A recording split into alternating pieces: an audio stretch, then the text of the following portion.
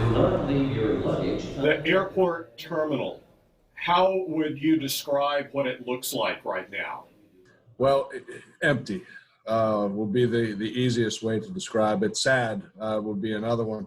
And during times when there's no operations going on, like right now, I just walked in from out there right now, and there's barely a soul in the main terminal. So it's sad. Are you able to buy food from a food vendor in the airport terminal right now? Yeah, our concessionaires, both food and other concessions, are available or open, but they're on a limited basis now. They're not open. They used to be open pretty much the whole day, or any until the last departure of the day at least. And now they're basically trying to schedule their hours around whenever there's high volumes of folks in the building. Car rental companies, are they open?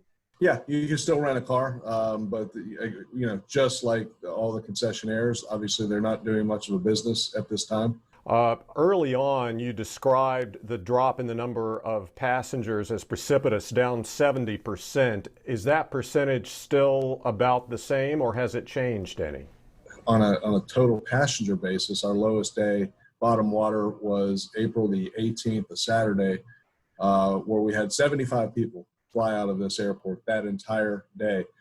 Compare and contrast that to the same day a year before, on a Saturday level of operations, we had 2,750, something like that, 2,750. But 75 people in one day, that's normally, one regional jet going up to New York. Right. This is, it's near zero. I mean, we just about went to zero.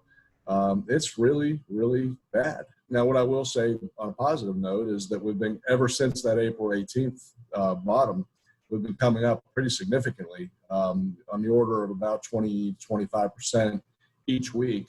But when you're starting off at 75 passengers, having 25% growth is adding 19 people. Yeah. Not exactly something to get too excited about. PTI did receive $16.4 million from the Federal CARES Act. I know you have, at least in 2019, operating expenses of some $17 million, but what does this CARES Act money mean for the airport? I assume it would just be a lifeline. It is, and I think it's that for all airports in the country. Basically, our operating budget for 2020 is just under $20 million, actually.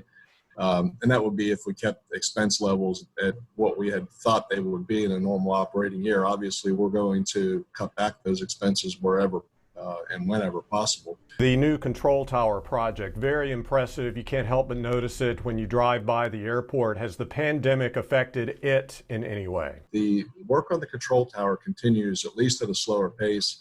I think that it's probably going to affect their schedule a little bit, but they're continuing to work right now.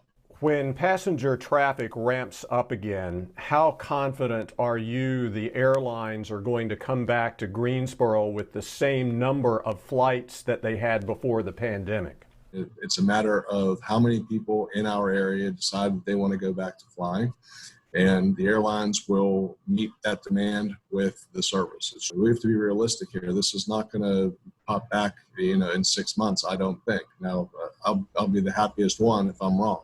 But in time, things will get back to normal, and we look forward to seeing the terminal full of people again, as opposed to what we see out there now.